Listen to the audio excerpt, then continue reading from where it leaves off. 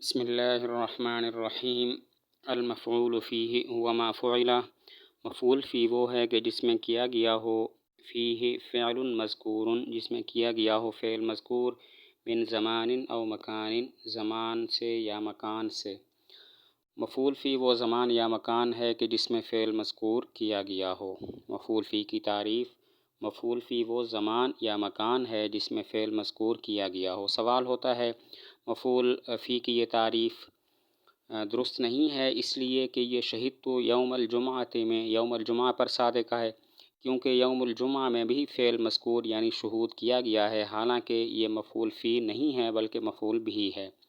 مفعول فی کی یہ تعریف دخول غیر سے مانے نہیں، یہ شہدت یوم الجمعۃ میں یوم الجمعہ پر صادق ہے، اس لیے کہ اس میں بھی فعل مذکور شہود کیا گیا ہے، حالانکہ یہ مفعول فی نہیں ہے بلکہ مفعول بھی ہے۔ تو جواب یہ ہے، یہاں پر حیثیت کی قید معتبر ہے، یعنی جس میں فعل مذکور کیا گیا ہو اس حیثیت سے کہ اس میں فعل مذکور کیا گیا ہو۔ شہدت یوم الجمعہ میں یوم الجمعہ میں فعل مذکور کیا گیا، لیکن اس حیثیت سے نہیں کہ اس میں کیا گیا، بلکہ اس حیثیت سے ہے کہ اس پر فعل مذکور کیا گیا ہے۔ جواب یہ ہے کہ یہاں پر حیثیت کی قید معتبر ہے، یعنی فعل مذکور کیا گیا ہو اس حیثیت سے کہ اس میں فعل مذکور کیا گیا ہو۔ اب شہدت یوم الجمعہ میں یوم الجمعہ میں فعل مذکور کیا گیا ہے، لیکن اس حیثیت سے نہیں کہ اس میں فعل مذکور کیا گیا، بلکہ اس حیثیت سے ہے کہ اس پر فعل مذکور کیا گیا، لہذا تعریف اس پر صادق نہیں آئے گی۔ وشرط، اور اس کے نصب کی شرط تقدیر فی کی تقدیر ہے۔ مفعول فی کے نصب کی شرط یہ ہے کہ فی مقدر ہو۔ یہاں پر سوال ہوتا ہے کہ کیا وجہ مصنف نے شرط و نصب ہی کہا، شرط المفعول فی ہی کیوں نہیں کہا کہ مفعول فی کی شرط یہ ہے کہ فی مقدر ہو؟ کیا وجہ مصنف نے یہ کہا اس کے نصب کی شرط یہ ہے، یہ کیوں نہیں کہا شرط المفعول فی ہی؟ مفعول فی کی شرط یہ ہے، یا وشرطہ کہہ دیتے کہ مفعول فی کی شرط یہ ہے کہ فی مقدر ہو۔ جواب یہ ہے کہ مصنف کے نزدیک فی مذکور ہو یا محذوف ہو، بہرحال وہ مفعول فی ہوتا ہے، تو اسی وجہ سے مصنف نے شرط و نصب ہی کہا کہ مفعول فی کے نصب کی شرط یہ ہے کہ فی مقدر ہو۔ بعض کہتے ہیں کہ فی اگر مذکور ہو تو وہ مفعول فی نہیں ہوتا۔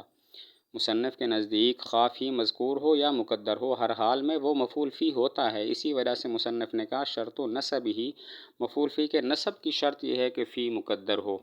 بعض کے نزدیک فی اگر مذکور ہو تو وہ مفعول فی نہیں ہوتا۔ وظروف الزمان کلھا، اور تمام ظروف زمان تقبل ذالک اس کو قبول کرتے ہیں۔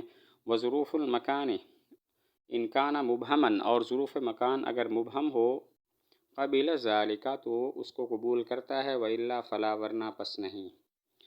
ظرف کی دو قسمیں ہیں، ظرف زمان اور ظرف مکان، پھر ان میں سے ہر ایک کی دو قسمیں ہیں، مبہم اور محدود۔ مبہم جس کی حد متعین نہ ہو اور محدود جس کی حد متعین ہو، تو اس طرح کل چار قسمیں ہو گئیں: ظرف زمان مبہم، ظرف زمان محدود، ظرف مکان مبہم اور ظرف مکان محدود۔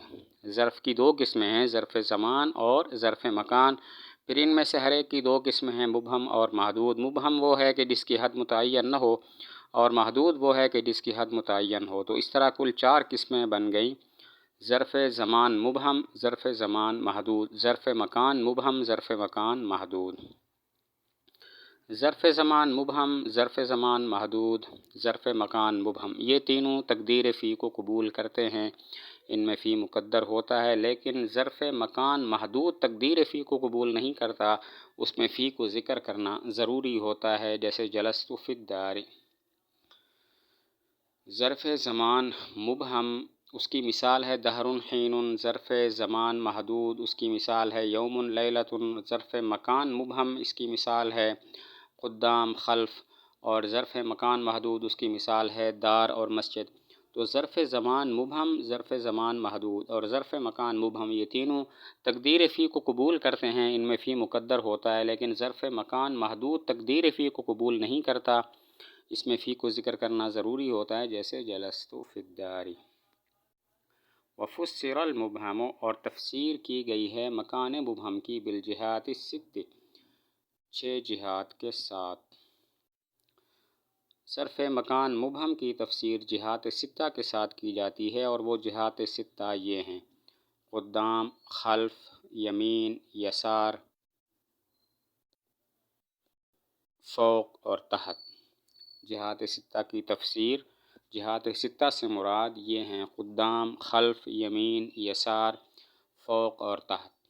وحمل علیہ، اور اس پر محمول کیا گیا، عندہ اور لدا کو، وشبہہما، اور ان دونوں کے مشابہ کو، لابہامہما، بوجہ ان کے مبہم ہونے کے۔ عندہ، لدا، دونا اور سوا، ان کو بھی مکان مبہم پر محمول کیا گیا ہے، یعنی یہ بھی تقدیر فی کو قبول کرتے ہیں۔ اس کی وجہ یہ ہے کہ ان میں بھی ابہام ہوتا ہے۔ عندہ، لدا، دونا اور سوا، ان کو مکان مبہم پر محمول کیا گیا، یعنی یہ تقدیر فی کو قبول کرتے ہیں۔ اس کی وجہ یہ ہے کہ ان میں بھی ابہام ہوتا ہے۔ ولفظ مکان، اور محمول کیا گیا لفظ مکان کو، لکثرتہ، اس کی کثرت کی وجہ سے، وما بعد دخلت، اور دخلتوں کے ما بعد کو، علی الاصح، اصح ترین قول، صحیح ترین قول کے مطابق۔ ایک سوال کا جواب ہے کہ لفظ مکان اور دخلتوں کا ما بعد، جیسے دار، مسجد، یہ بھی مکان مبہم پر محمول ہیں، حالانکہ ان میں ابہام نہیں بلکہ ان میں تعیین ہوتا ہے، تو چاہیے کہ یہ تقدیر فی کو قبول نہ کریں، حالانکہ یہ تقدیر فی کو قبول کرتے ہیں۔ سوال ہوتا ہے لفظ مکان اور دخلتوں کا ما بعد، جیسے دار، مسجد وغیرہ، یہ ان کو مکان مبہم پر محمول کیا گیا، حالانکہ یہ ان میں کوئی ابہام نہیں ہوتا بلکہ تعیین ہوتی ہے، تو چاہیے کہ یہ تقدیر فی کو قبول نہ کریں، حالانکہ یہ تقدیر فی کو قبول کرتے ہیں۔ جواب دیا کہ لفظ مکان کو اور دخلتوں کے ما بعد کو مکان مبہم پر محمول کیا گیا، اس وجہ سے نہیں کہ ان میں ابہام ہے، بلکہ اس وجہ سے کہ یہ کثیر الاستعمال ہیں۔ کثرت استعمال خفت کا تقاضا کرتی ہے، اور خفت تقدیر فی میں ہے۔ لفظ مکان اور دخلتوں کے ما بعد کو مکان مبہم پر محمول کیا گیا، وجہ یہ نہیں ہے کہ ان میں ابہام ہے، بلکہ وجہ یہ ہے کہ یہ کثیر الاستعمال ہیں، اور کثرت استعمال خفت کا تقاضا کرتی ہے، اور خفت تقدیر فی میں ہے۔ علی الاصح، بعض پر رد ہے، بعض کہتے ہیں دخلتوں کا ما بعد یہ تقدیر فی کو قبول نہیں کرتا بلکہ فی کو ذکر کرنا ضروری ہوتا ہے۔ وینصب، اور مفعول فی منصوب ہوتا ہے، بعامل مضمر، عامل مقدر کی وجہ سے، وعلی شریطۃ التفسیر، اور تفسیر کی شرط پر۔ مفعول فی کے نصب میں دو صورتیں ہیں، کبھی تو یہ عامل مقدر کی وجہ سے منصوب ہوتا ہے، اور کبھی تفسیر کی شرط پر منصوب ہوتا ہے۔ عامل مقدر کی وجہ سے منصوب ہو، اس کی مثال کوئی پوچھے متی صمت، تم نے روزہ کب رکھا، آپ کہیں یوم الجمعۃ، یعنی صمت یوم الجمعۃ، صمت عامل مقدر ہے جس کی وجہ سے یوم الجمعہ منصوب ہے۔ اور تفسیر کی شرط پر، جیسے کوئی پوچھے متی صمت، تو آپ کہیں یوم الجمعۃ صمت فیہ، یعنی صمت یوم الجمعۃ صمت فیہ۔